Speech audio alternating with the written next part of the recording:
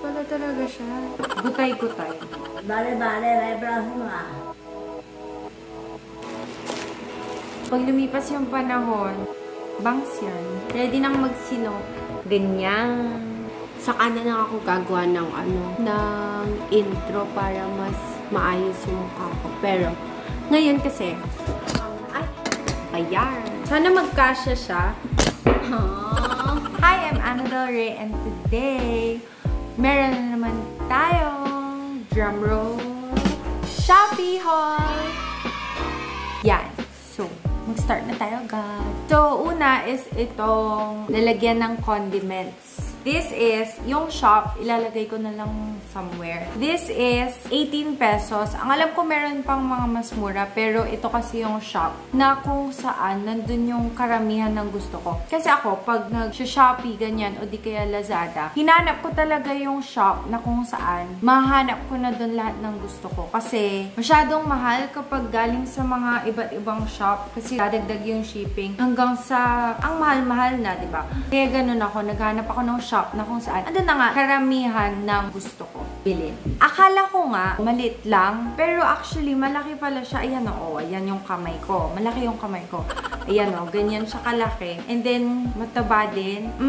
So, ganito siya. Saan mo ganyan? Inisip ko lang, hindi umaabot yung kutsara sa dulo. Pero pwede naman siyang ganun siguro dito sa gilid. Tapos, pwedeng hindi mo na siya iikot. Parang hihilain mo lang, ayan. Hilain mo lang yung itong top part. Kasi naka-attach na dun yung spoon. Tapos, itong part na to, rubber siya. I guess, secure naman yung mga ilalagay mo. Bumili ako ng 5. Ayan. Hindi ko pa sure kung anong mga ilalagay ko mismo. Asin, paminta, basta yung mga kung ano-ano na mga powder na gusto ko i-try. Nung dumating siya, naka-bubble wrap naman to. Ganyan siya. Ilabas ko. Nung dumating siya, nakaganyan siya. And ang ginawa ko lang is glass siya. So, mura na yung 18 pesos, diba? So, babalik na rin lang. Press down. And then, itong spoon ilalagay dito sa loob na part ng takip. Tapos, ganyan. Next, ito, 6 pesos lang to yung silicone brush. Akala ko, malaki siya. Pero maliit lang pala. Well, 6 pesos lang naman. Gagamitin ko kasi ito sa oil kapag magpapahid sa mga kung ano-ano kapag i-air fryer. Kaya, binili ko to 6 pesos lang naman. For comparison lang, ito yung ginagamit ko pag nagbe-bake. Ayan o. And then, ito yung brush na 6 pesos. Ayan. Manipis siya. I think okay na rin naman. Alala ko na naman si Hetty dito. Bangs yan. Yung mga products from this shop, yung plastic niya, medyo sira-sira. Hindi naman sira-sira. May butas-butas. Gutay-gutay. Hindi, parang may butas-butas lang. Ganun. Pero, wala namang damage yung laman. Next is this one. Ito, yung paglalagyan mo kapag magbe-bake ka ng loaf bread. Diba? Ayan, syempre meron siyang mga konting dents. Ayan o, ganyan. This is only 55 pesos. So, sana makapag-bake na ako ng bread. Para di na ako bibili ganun. Pero ewan ko kung mas mapapagastos kapag nag-bake ka compared sa bumili ka. Pero we'll try na mag-bake ng bread. Next is ito, yung clip na para sa higaan. Sa bedsheet, ito ay 16 pesos. So, 16 pesos, tas 4 na yung laman niya. Ito talaga yung pinakagusto kong bilhin. Pero wala akong makitang shop. Meron ganito. At saka, meron ding mga ibang mga gusto kong bagay. So, ito yung binili ko, 16 pesos. Tapos, kahit na 2 strap lang siya. Kasi yung iba 3. Okay na rin to. Stretchy naman siya. Kasi, okay lang naman yung nagagalaw-galaw yung bedsheet. Pero, ibang-iba kasi yung feeling. Kapag flat siya, ganun. Pag smooth, kaya binili ko to. 2 yung binili kong ganito na set para tig-isa kami sa gaan katapos sa higaan nila ate. Yan, 4. Ay, 4. Isa lang, pero 4 yun naman. Tinry ko siya kanina, medyo mahirap ilagay sa una, pero pag na-gets mo naman na, madali na siyang gamitin. Ayan o, ganyan siya. So, ibababa mo lang ganyan. And then, iipit mo dyan yung bedsheet. And then, babalik mo yung ayan. Oh, nabalik na. Ganon. So, nakalock na yung bedsheet sa loob. And then, stretch na siya sa bed mo. Maginhawa na yung tulog mo. Okay, next. Ito. Isa to sa mga gusto ko bilhin. Siyempre, yung prefer ko sana is yung mas malaki dito. Pero, okay na rin siya para sa akin kaya binili ko. 9 pesos lang to. Ayan. Ganito lang siya kalaki. Pag i-compare siya dun sa brush, ayan, yung comparison. Pero maganda na rin to. Magagamit mo naman ganyan. Pag magmi-mix ka ng powder, kunwari, hindi ka gagamit ng electric na mixer. O di at least, meron kang ganito. Ito, ano man tawag dito? This is 24 pesos. Plastic na yung pang, kunwari yung gagawa ka ng dough para sa bread. Ito yung mga panghati-hati, ganon, basta pang gamit pag gagawa ka ng bread. Di ba bumili ako nun? Baking pan na para sa bread. Kaya, kumuha na rin ako nito. So, 4 pieces siya. Isang ganito, yung paikot. So, ayan, makikita mo. Meron siyang pababang part dito sa edge na tingin ko maganda. Kasi, syempre, pag kukunin mo na yung dough, kunwari, ito yung table, kukunin mo yung dough, o di at least, madali mong makukuha. Siyempre, hindi yun ganun kadali. Imagination.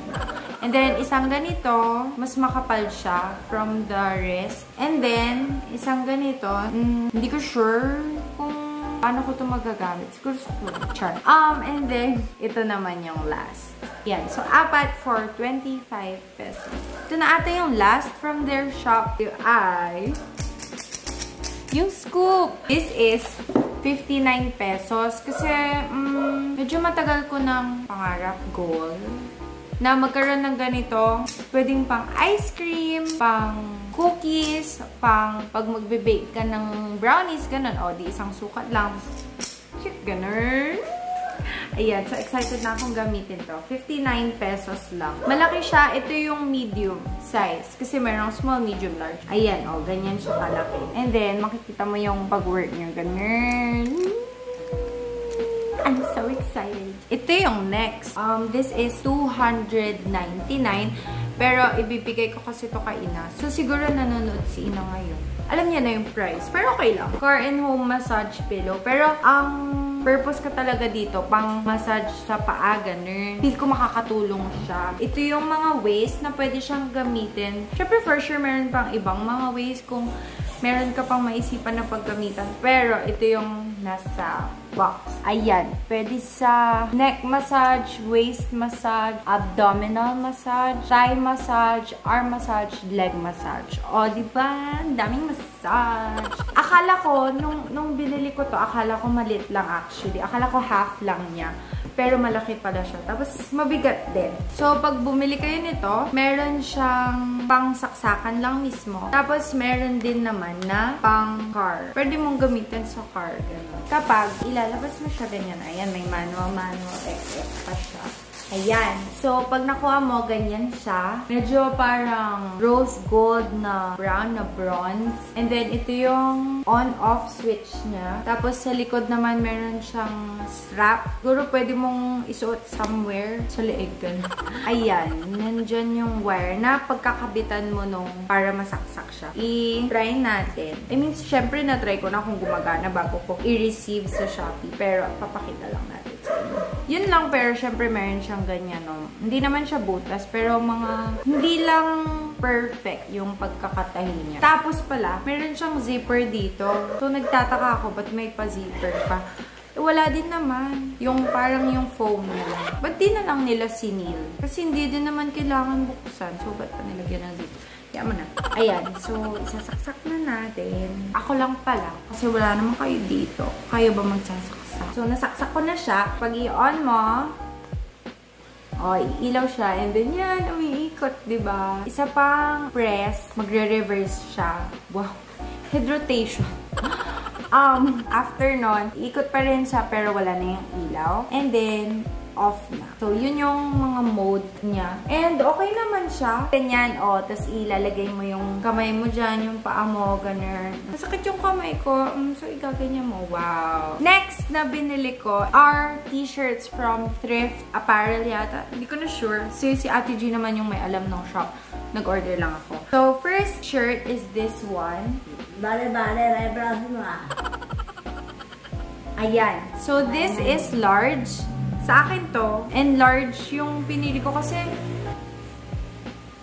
XL. Kasi sa iba, large or minsan pag gusto kong mas maluwang or maliit yung sizes ng shop, XL or large ako. Ito, di large yung binili ko. Parang medyo sobrang laki niya. Siguro pag order kayo, isipin nyo na yung size mas malaki than the normal na naiisip yung size. Well, depende kung magpapareho tayo ng normal na naiisip.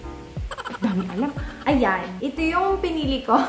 Yung print niya, ayan. Starry night. Tapos may tag siya dito. So, nice din. And this is only, lahat ng t-shirt is only $198 kasi binili ko siya nung naka-sale. Pero ngayon, tiningnan ko 300 pala siya pag hindi naka-sale.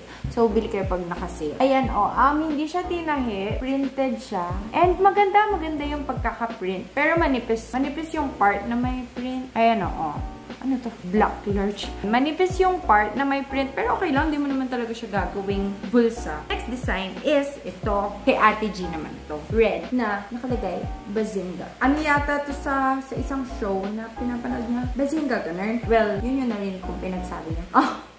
Basta yan.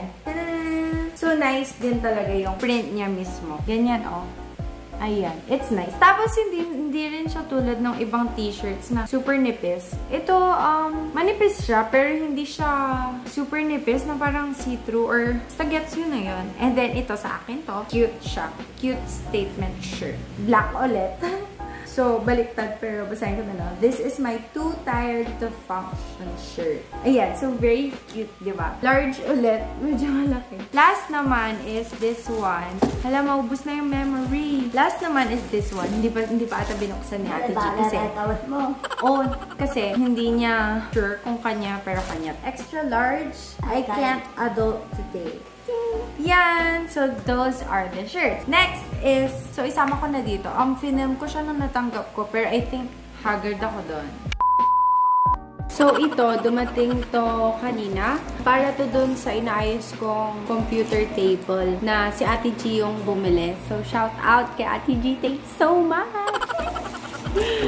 Okay, so ito una. Yung shop name, lalagay ko na lang somewhere sa screen kasi nga, si Ate G yung bumili. So, nasa cellphone niya yung details ng order. So, unahin na natin ito. Ayan, Lazada. Ito yung gulong. Yan! Tanan! Tanggalin natin para mas makita nyo. Parang ang laki. Hindi, sinukat ko naman. So, ito yung gulong. Kasi isa lang yun, pero yung sirang gulong ng computer table. Pero apat na yung binili para palitan na silang lahat. Para pare-pareho din sila ng height. So, ganito siya. 100 something ito. Ganyan siya. And ito siya yung anong tawag dito. Clip yata yung term nila dito. Apat na ganito. And then, i-vlog ko kung paano ko aayusin yung computer table. Bina-vlog ko siya. Pero, hindi ko sure kung maayos ko. So, siguro ipopost ko kung naayos ko. Kung fail, di ko na lang siguro ipopost. Kasi, syempre, wala naman kayong mapapala dun. Kasi, hindi ko naman nagawa ng tama, diba? Basta ito yon. Ayan. So, ko sure, ano ba yan? Nadidistract ako sa'yo. Hindi ko sure kung paano ito ilagay. Kasi meron yung parang ididiin mo lang, tapos maglalak na yung gulong. Pero ganito kasi yung nandun sa computer table ngayon. Kaya ganito din yung binili ko. Pinabili ko.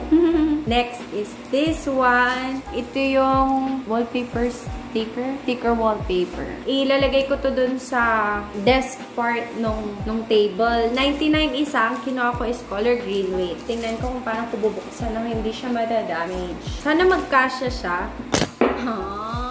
Sinukat ko naman, pero hindi ko sure kung tama yung pinagsukat ko. This is 99 isa, and then, yung size niya, 10 meters by 45 centimeters. Ayan, nakikita naman siya. Ganito yung design niya. So, green siya, light green. O, yun nga, shiny siya. And then, di ba, may lines siya. So, yung texture niya mismo, hindi ganyan na lines. May texture siya parang maliliit na triangle, ganun. Kasi ang akala ko, yung texture nito is, lines din. Yung ganyan, yung lines din yung pakiramdam niya. Pero, diamond pala, girl. Diamond. Pero, super liit. Tapos, di naman halata. So, yan. Light green. So, magawa ako ng maayos. Magputol ba akong maliit para matry kung madikit. Hindi, wag na. Doon na lang yun sa fixing my computer table vlog. Ang napansin ko lang, magkaiba sila ng kulay. Dito, di naman mahahalata. Pero itong isa, yung mas dark, ito, parang medyo mas may pagka-yellow na siya. Ito green tapos white. Ito parang green tapos cream. Ganun. So, I guess medyo luma na tong isa. Sana kung parehong bago, parehong luma. Para sana pantay if ever magkatabi sila sa wall or something. Pero siguro naisip nila best of both worlds. Para meron kang luma, meron kang bago. Hindi naman super halata yung difference. So, okay lang. Tapos, ito din yung pinakamura. Ala, hindi ko na maibalik. Kasi nilabas pareho eh. Next is knife sharpener. Kasi, syempre, kahit naman bago yung kutsilyo mo, pag lumipas yung panahon, pupurol din yan. Kaya, bumili ako nito. Ganito yung itsura niya. Kita ko to kay Ate Jess kasi meron siyang ganito. Bumili siya. Effective naman. So, bumili din ako. Ganito yung itsura niya. Tapos, magkakaibang pag-sharpen yan. Tapos, sabi niya dito parang left daw yung panghawak. Ito yung middle grinding, fine grinding, tapos alternate fine grinding. Yan. Next is this one. Di naman para sa akin to. Para kay Ate Gito. Ayan o, ganyan siya. Suot mong ganyan. Tapos pang scrub ng sa buhok. Mag-treatment ka siguro ganyan. Or shampoo or conditioner or oil or whatever. Basta. Ewan ko kung para sa niya gagamitin. Basta ganyan siya. Ayan. Ay, kabali. Pink. Hindi ko naman pinili na pink. Pero pink. Yung binigay. Next is this one. Ayan. Share ko lang. Ang bibilin ko sana is yung metal, yung stainless steel, ganyan. Tapos, medyo mas malaki, tapos may sabitan ng baso. Pero, mas mahal yun. Tapos, pag yun yung binili ko, yun lang mabibili ko. Eh, ito. Pag ito yung binili ko, nag-work din naman. Mabibili ko yung sharpener, pati yung pang-book ni Ate G, ganun. Kaya ito ang pinili natin. Ayan, ganito siya. Yung pagpapatuyuan ng mga plato. Meron siyang ganito, yung pang-kutsara at tinidor. Pero medyo madumi siya. Parang may grasa-grasa, gano'n. Pero mukhang na tatanggal naman kapag nahugasan, napunasan, gano'n. And then, ganito siya kalaki.